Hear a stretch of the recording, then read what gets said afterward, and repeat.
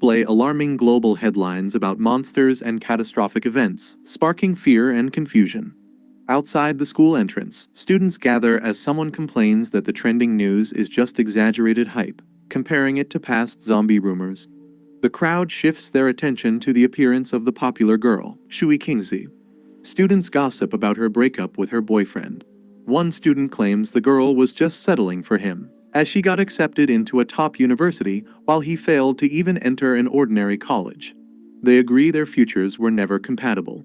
Another student tries to remember the boyfriend's name, saying it might have been Fang Yi. Suddenly, Fang Yi appears in front of Shui Kingzi. Shui Kingzi calmly states that she has made up her mind and believes their relationship is no longer realistic. She explains that high school love often ends with a moment of realization, suggesting they were never truly right for each other. She adds that a lasting relationship needs equal standing and courage. She firmly says they should break up and adds that even if he tried everything, it wouldn't change her decision. Fang Yi stays silent with a blank expression, while the crowd watches. Internally, Shui Kingzi wonders if he's so stunned that he can't respond. The crowd mocks Fang Yi silently, assuming he'll beg her to stay since she's the school flower. One student even calls him a fool dreaming beyond his league. Fang Yi casually responds with "all right" and brushes it off. Shui Kingzi is caught off guard and stares in disbelief. Fang Yi says he'll leave if there's nothing more to say. As he walks away, she calls out for him to wait, while wondering if his cold reaction is genuine or just an act. He looks back at her and calmly asks if she has anything else to say. She angrily warns him that no matter what he thinks or does, she will never return to him. He coldly tells her not to overestimate her importance, referring to her as just the school flower. Shui Kingzi stands speechless as Fang Yi brushes her off, saying he's too busy to continue the conversation. As he walks away, a few students express disbelief that the breakup happened so quickly and easily. Fang Yi reflects to himself that Shui Kingzi and the others have no idea about the disasters coming. He's no longer the person they once knew, he's someone who has returned from the future to this timeline. He knows that in the face of what's coming, society's standards, money, degrees, and reputation will become meaningless. To him now, Shui Kingzi is just a figure from a past life that no longer holds any value. He reflects that petty gossip no longer matters to him, what lies ahead is far more important. In his mind, the world and its values will soon be overturned. He knows that the real threat isn't personal relationships, but the crisis that will soon endanger all of humanity. The story flashes back to the previous night. Strange visions and shattered images surround Fang Yi as he receives a mysterious cosmic message. A countdown is revealed: 361 days until the beginning of the spiritual energy revival, which will bring unprecedented and unpredictable changes to the world. The message declares that society's standards will be overturned, and a new era of spiritual practitioners will rise, where power will become the only measure of worth. Fang Yi, startled, reaches out as the vision unfolds. He, floating in a glowing cosmic space, faces a light and asks who it is. Suddenly, a surge of light and energy flashes toward him, catching him off guard. The screen revealing that a system from the end of the universe has activated.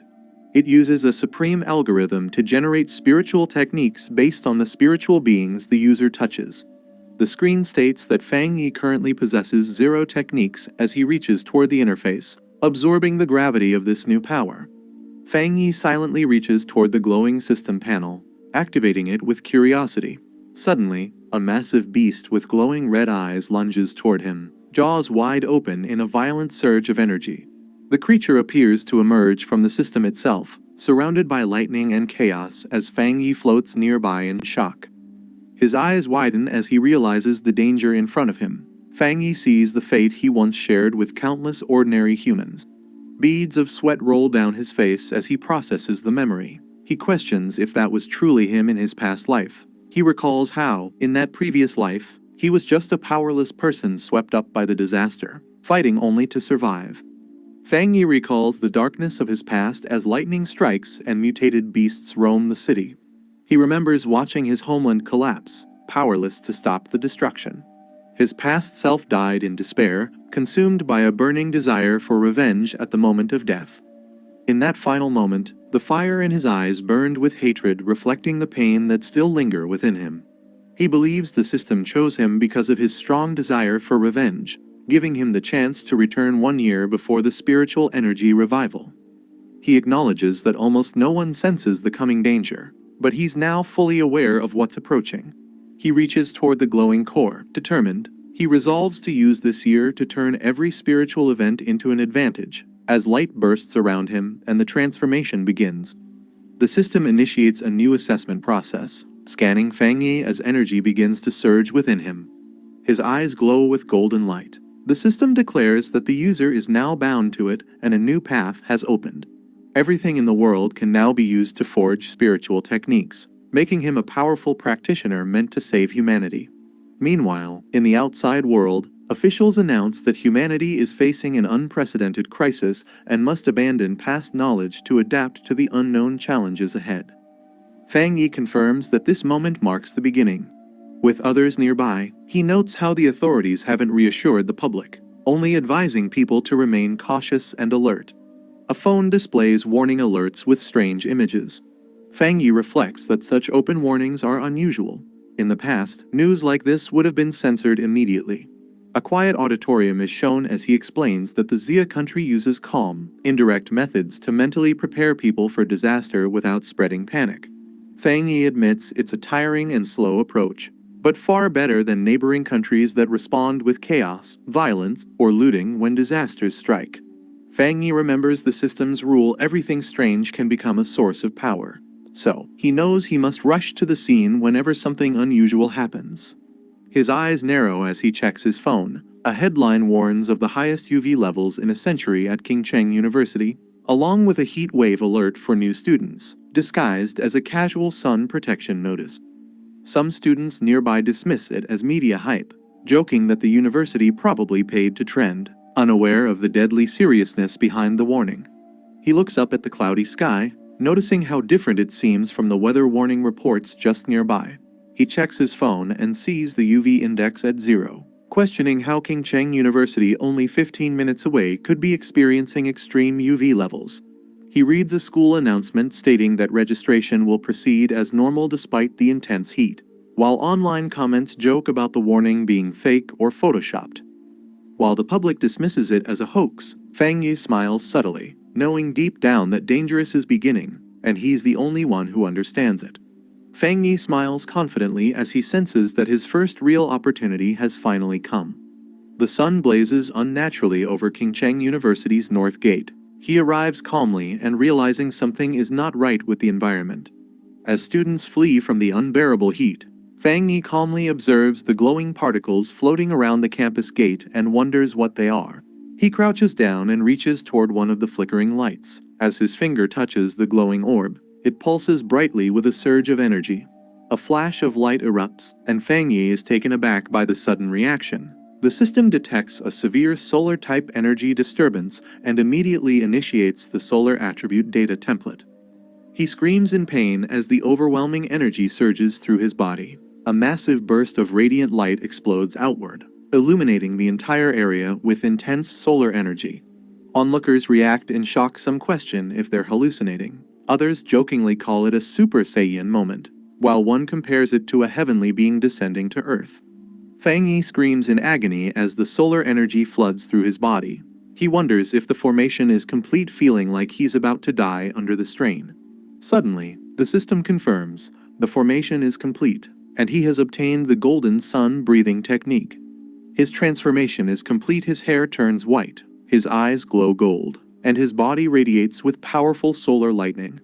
At Qingcheng University, the new student welcome day begins under a bright. A crowd forms around the registration area as students line up. One student offers to help a Shui Kingzi carry her luggage. As she draws attention, multiple boys rush over, offering guidance and club flyers, hoping to impress her. Calm, she politely declines with a firm, "Thanks, but no need." A group of students chat excitedly, happy to be in the same city. Shui Kingzi stands beside them, visibly uninterested, thinking they're completely love-struck. Suddenly, a massive explosion of light appears in the distance, drawing everyone's attention and stunning Shui Kingzi. A warning blares through the loudspeakers, advising students to stay away from the north gate due to an incident. with a serious expression. She realizes strange things have been happening everywhere and decides she must investigate it herself. At Qingcheng University's North Gate, amidst the swirling smoke and flames, Fang Yi's appears. A system panel activates, explaining that by staring into the scorching sun and breathing in the burning heat, Fang Yi can perform golden sun breathing to strengthen his body. Without prior learning, a new skill is unlocked, and writing points are gained as golden energy continues to surge around his hands. Fang Yi looks at the system panel, which confirms that a new skill has been unlocked and 59 writing points have been gained.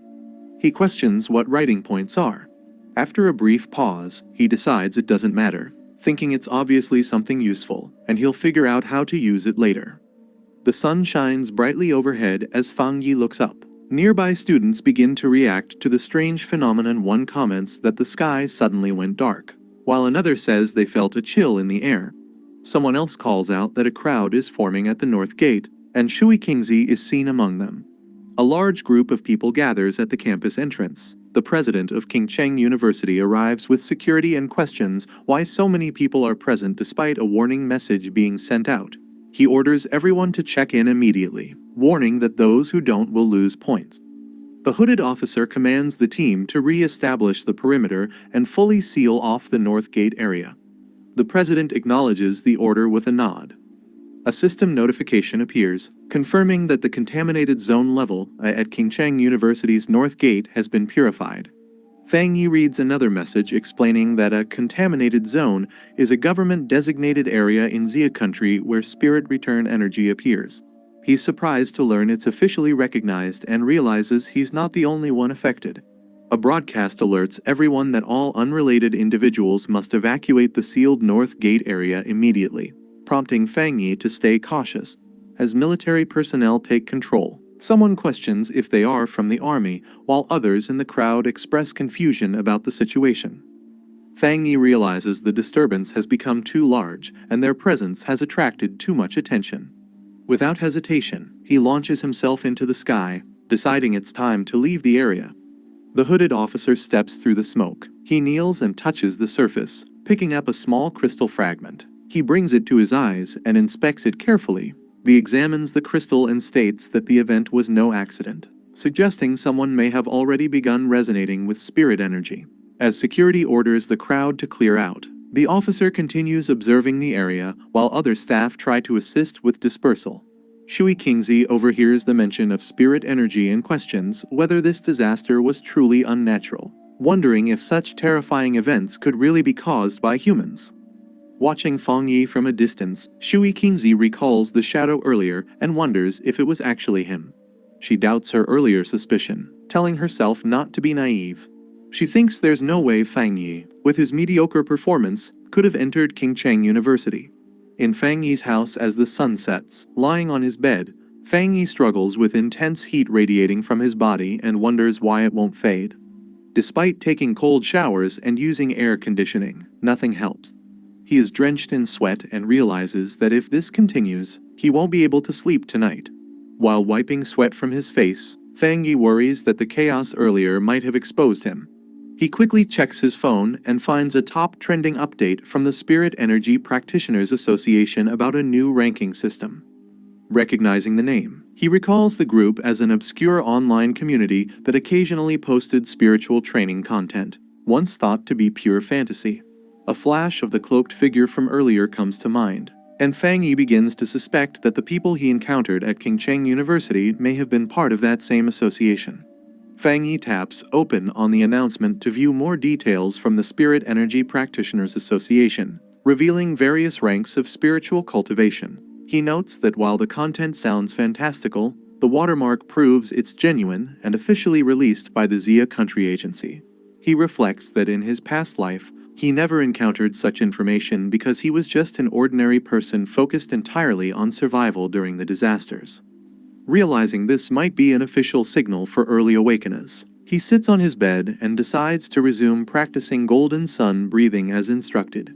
He closes his eyes and begins breathing steadily. As the heat builds within his body, he starts to sweat but stays concentrated. Flames of golden energy swirl around him as he levitates in his room. A narration explains step 1 of the process, strengthening the body into a vessel capable of absorbing the energy of heaven and earth.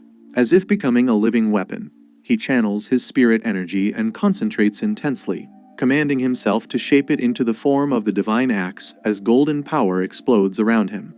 As the energy condenses above him, Fang Yi wonders if this could truly be it. Then the system confirms his breakthrough to Ghost Axe 1-star rank. A new system appears, reminding him that he has 50 writing points available to convert knowledge into skills. He had forgotten about them, but now considers using them to boost his new cultivation rank even further. Fang Yi reflects on the system's explanation, questioning what it means to forcibly embed power into anything. Curious, he holds out his glowing hand and wonders if a random object like a mug would qualify as anything. A system window appears, asking if he wants to use a writing point to embed the sun attribute into the mug. As the mug glows, he realizes his guess was right. Smirking with satisfaction, Fang Yi confirms to himself that this new ability has limitless potential. He realizes that forcibly embedding attributes means granting objects supernatural powers. He wonders what would happen if he used this ability on a weapon like a sword or a gun, rather than a mug. He looks at a sword in his possession, understanding that a weapon crafted specifically for him with supernatural powers will be crucial in the future. Fang Yi stares at the sword in its case, planning to experiment with the system and test its effects before committing to forging a true weapon. Determined, he resolves to fully prepare for the coming threat of mutated beasts. Under the moonlit night, a large mutated beast approaches the building from the forest. The mutated beast crouches in the darkness, watching intently. Inside the room, the sound of coughing echoes repeatedly and moonlight spills through the window onto the bed. Fang Yi lies in bed, sweating and coughing as he shifts slightly and murmurs. Suddenly, he slowly opens his eyes. He sits at the edge of his bed with his feet touching the floor. He walks into the living room and stops, noticing something while moonlight floods the space. He focuses on a sound, thinking that ever since he entered Ghost Axe, his sense of hearing has become sharper than normal, making it easy to hear noises from nearby houses. Still lying on the couch, he continues hearing repeated coughing sounds and realizes something isn't right. Fang Yi peeks out his apartment door and hears coughing echoing from the corridor. He spots a beast with glowing red eyes and black feathers in the hallway and identifies the sound source it's there. Recognizing it, he realizes the creature is a mutated rabbit beast affected by the mutation. He recalls that even with distant memories from his previous life, seeing this beast again still sends chills through him. Meanwhile, a helicopter with a spotlight approaches the city. A girl with long hair stands on a rooftop under the moonlight, stating that the rabbit who consumed the dark spirit fruit is still on the loose and that its speed is shockingly fast. She instructs to stay updated on any new developments while continuing to eat the lollipop. She leaps across rooftops, swiftly moving through the city. While midair, she suddenly senses something and turns her attention toward it. With force, she kicks off the building and accelerates toward the source. The girl reports that she has detected the beast's dark energy again, and that it fled 20 kilometers away to a residential area. She urges for immediate pursuit to protect the residents. She pushes off a building wall with force. While flipping through the sky, she warns others to be cautious. The beast has consumed a spirit fruit, and although its transformation isn't complete, it may still grow stronger. A man on the street looks up in surprise as a blur of light streaks across the night sky. Inside the Central Channel manga department, a man wonders if he's hallucinating from working too much. Another colleague scolds him, asking if he's done with the manga. He points out that they're on the 65th floor, shocked by what he's seeing outside, a figure leaping in front of the full moon. Meanwhile, the mutated beast charges toward Fang Yi, letting out a roar. Fang Yi's eye lights up with intense golden energy in response. He notes that ever since his breakthrough, his body has improved. He can clearly see the beast's slow movements, and his muscles react fast enough to dodge its attacks. Power gathers in his hand as golden energy crackles around it. He wonders if these terrifying mutated beasts are already appearing this early, as he charges forward with his energy ready to strike. He recalls from his past life that the beast hasn't fully transformed yet, but its current stage boosts its power and madness due to the dark energy. He prepares to strike, determined to stop it before the residents fall victim to its rampage. He grabs the beast firmly, unleashing his power through his glowing hand. A loud crack echoes as he slams the beast down with full force. He pins the beast down and stays focused as golden energy surrounds him. He realizes the beast's weak point is its tail and prepares to strike. He launches himself upward, shattering the ground as the beast is thrown into the air. His eyes glow fiercely as he channels energy into his glowing fist. A powerful golden beam shoots upward, blasting the beast mid-air. The beast screams in pain as it's struck directly by the concentrated energy attack. The mutated beast attempts to absorb a powerful glowing energy ball as it faces Fang Yi. Fang Yi strikes the beast directly with the yang element energy, questioning if it dares absorb it. The intense solar energy floods the beast's body as it begins to lose control. Fang Yi declares that the sun's power is too majestic and that the beast is bringing about its own destruction. A massive explosion erupts from the energy clash. The man in bed reacts to the explosion, wondering if it was thunder. He looks out the window, puzzled, trying to see what caused the noise. Fang Yi lands outside the building surrounded by glowing energy fragments, observing that there's nothing left. He reflects that the creature had acted desperately, as if it was starving and trying to consume all the energy from his body. As golden energy fades from his feet, a red eye rolls near Fang Yi. He stomps the ground firmly, cracking it beneath him. Fang Yi thinks to himself that although the beast used the darkness element, its attacks were wild and reckless. The yang element inside him suppressed its energy, revealing just how desperately hungry it truly was. Fang Yi reflects that if he hadn't awakened, he would have been devoured like the others by the mutated beasts whose hunger had already begun to manifest. He knows that to survive future threats, he must gather more spirit energy techniques. Meanwhile, under the full moon, the girl descends from the sky. She lands forcefully in the forest. She steps forward and questions if the target is truly dead. Kneeling down, she confirms the corpse has been torn apart and decides to begin collecting the remaining dark element energy. As she reaches toward the ground, she suddenly reacts to something unexpected. The girl winces in shock from the heat, pulling her hand back and wondering how intense the temperature is. She realizes the heat is due to a high-level yang energy, one with a pure concentration, similar to what's detected at Qingcheng University, and suspects it's no coincidence. Raising her hand to her earpiece, she contacts HQ, confirming the rabbit is dead and explains she wasn't the one who killed it. A new pioneer did, someone possessing a high-grade elemental affinity. Someone at HQ asks if the person who purified the polluted zone at Qingcheng University's northern gate and killed the mutated rabbit is the same individual. Another confirms the person isn't listed in the HQ archives and remarks on the unusual talent of a pioneer with such pure elemental power. They insist the association must reach out to him immediately. The girl agrees, activating flames and energy in her hands as she prepares to store the sample. She seals the yang element energy carefully inside her cloak. HQ instructs her to postpone all other missions and focus entirely on tracking the new pioneer and gathering any information about him. They hope to persuade him to join the Spirit Energy Association. The girl calmly unwraps her lollipop. She acknowledges the command with a quiet "understood" as she places the lollipop in her mouth.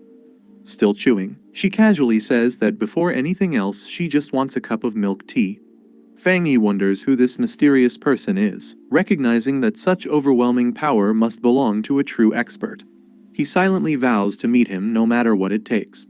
Fang Yi stretches his arms wide in front of a large window as sunlight pours in. He states that the whole day's plan starts in the morning and acknowledges the dazzling sunlight. He removes his shirt, revealing a muscular physique, and mentions that waking up early helps with his cultivation. As he stands in the sunlight, glowing energy begins swirling around him while he activates the golden sun breathing technique, directing himself to feel the morning sun and operate the technique.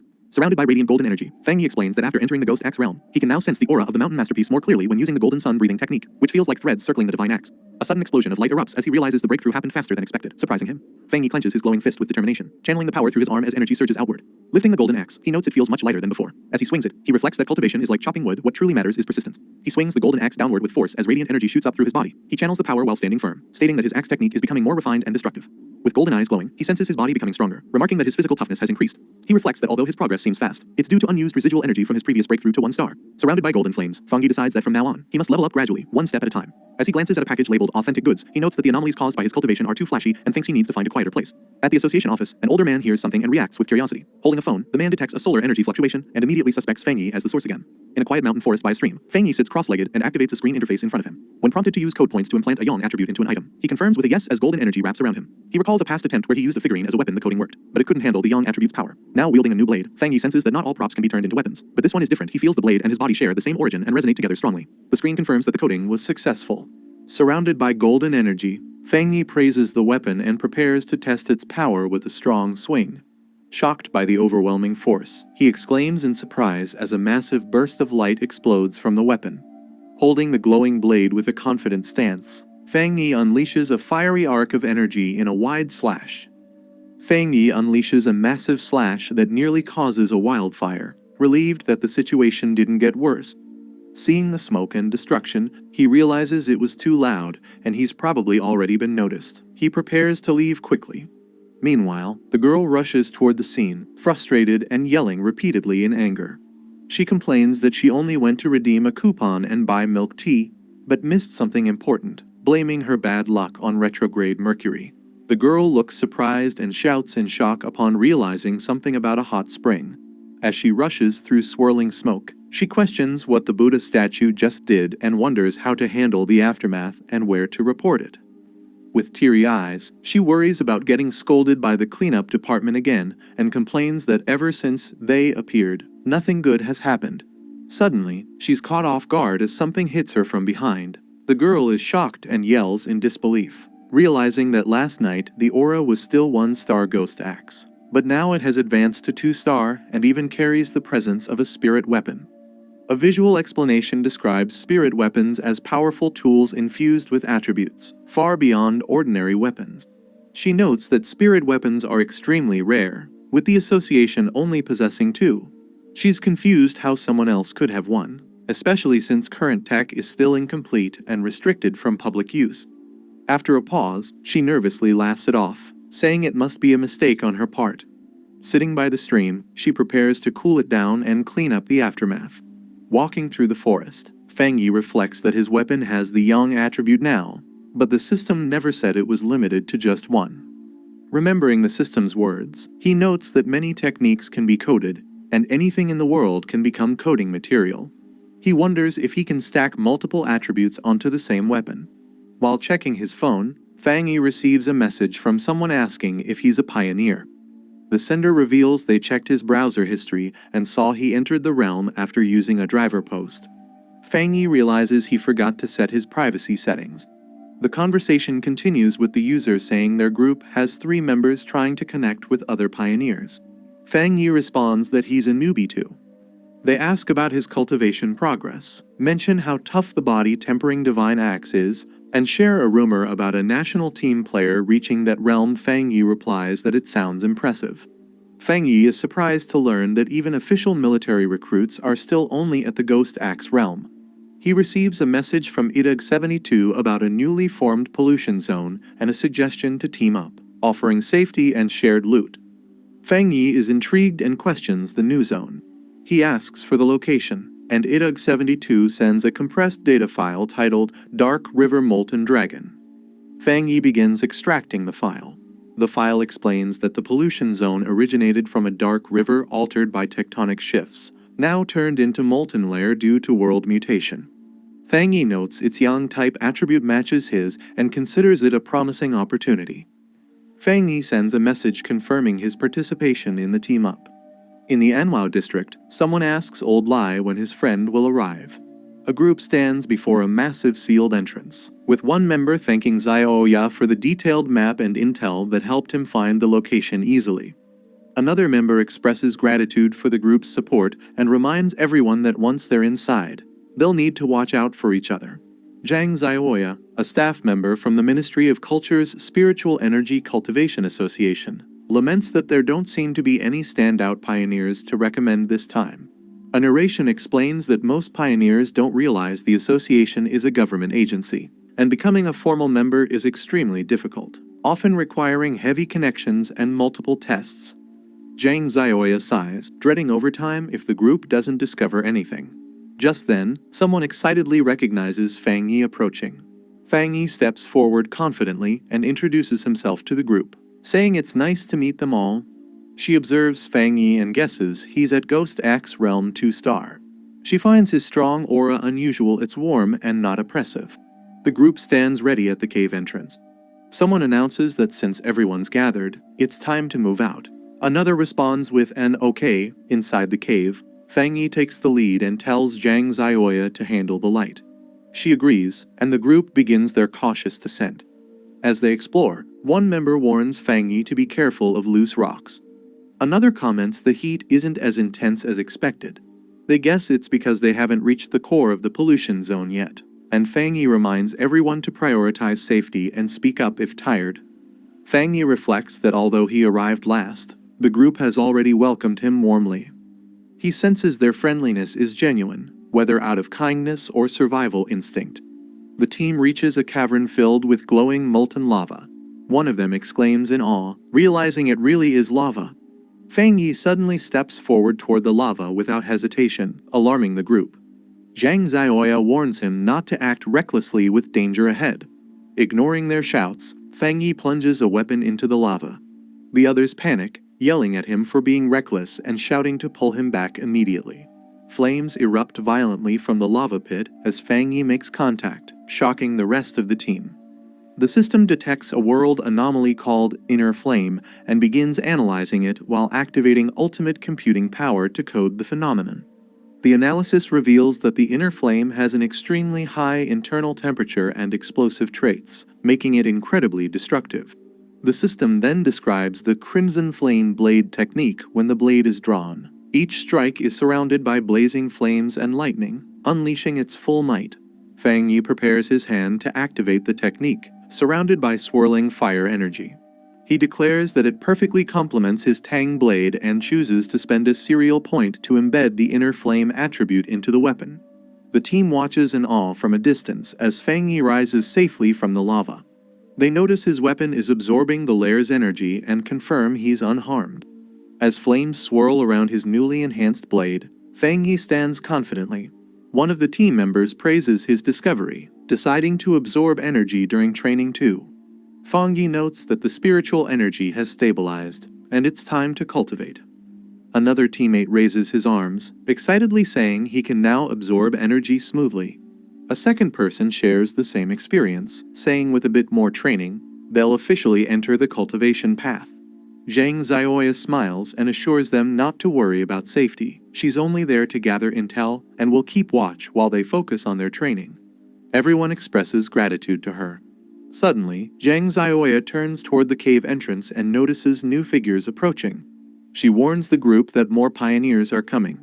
A group of aggressive newcomers arrives. The red-haired leader mocks the others, calling them small fries, and declares the area his. Zhang Zioya looks back at her cultivating teammates and realizes all three enemies are at one-star Ghost Axe realm, concluding they can't risk provoking them.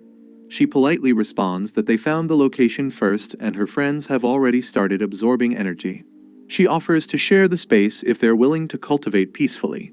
The man mocking her strength and yelling at her to get lost. He threatens violence if they don't leave immediately. Zhang Zioya silently reflects that in this era of spiritual energy revival, the rule is survival of the fittest and the weak are left behind. Despite that, she reminds herself that as a member of the Xia Countries Association, she can't let this continue and must intervene. Just then, Fang Yi steps forward with a confident heh, surprising her. Standing tall, Fang Yi confronts the red-haired man, accusing him of only knowing how to bully a girl. The man reacts with shock, shouting, "What?" Fang Yi unsheathes his flaming blade and strikes, sending out a powerful shockwave that pushes back the enemies, stunning everyone around. The man shouts for his group to fall back as Fang Yi's flaming attack blasts them into the air, overwhelming their defense. One of Fang Yi's teammates is startled by the sudden energy shockwave and asks what just happened.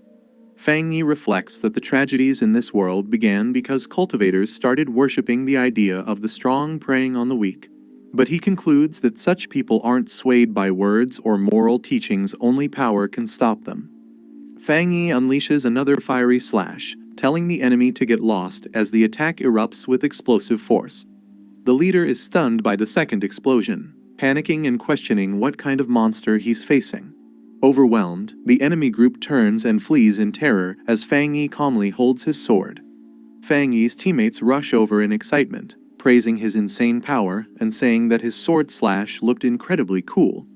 Fang Yi smiles and says the enemies crossed the line, but they've absorbed enough spiritual energy, so it's time to leave. As the group agrees and prepares to exit the spirit zone, they reflect on how destructive Fang Yi's attack could have been if it had fully landed. Watching him walk away, Zhang Zioya observes that he's clearly a top-tier pioneer with elite talent and a powerful attribute. Clenching her fist, she firmly decides that this event must be reported to the organization. At the Spiritual Energy Cultivation Association office, a woman reacts to a report and asks if another high-tier attribute pioneer has appeared. Zhang Zioya, on the other end, is shocked to hear the word "another." Caught off guard, the girl nervously denies anything suspicious while secretly confirming she recorded the event and should be contacted for any updates. She ends the call, saving the data, as instructed. Later, excited, she tells her teacher that they've found 2 high-tier pioneers back-to-back, but he dismisses it, saying it's not luck. Anyone with a high-tier attribute now holds value and will soon rise to power. The older man rubs his forehead, frustrated by recent developments, thinking it's all becoming too complicated and he wants to quit. Meanwhile, in town, Fang Yi walks in a hoodie and sword. Girls nearby admire his appearance, thinking he looks like a powerful character, making Fang Yi embarrassed. As he silently continues walking, others around admire him. A caption notes he's pretending to be a cosplayer to avoid attention. Suddenly, Fang Yi receives breaking news on his phone. The events from cultivation novels are starting to come true. Golden light in the east, a purple aura, and even a dragon sighting.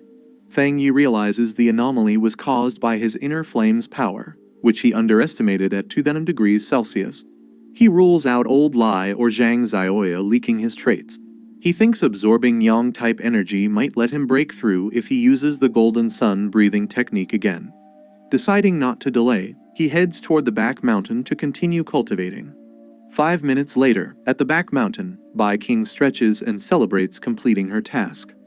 She's startled by a sudden powerful energy surge glowing in the distance and quickly senses it's coming from the mountain. The overwhelming aura spirals upward, signaling someone is breaking through to the 3-star Ghost Axe realm. Shocked by the scale of the energy, Bai King realizes this breakthrough is beyond monstrous and questions who could be behind it. Bai King slams her foot down, deciding she must immediately investigate the source of the massive energy surge.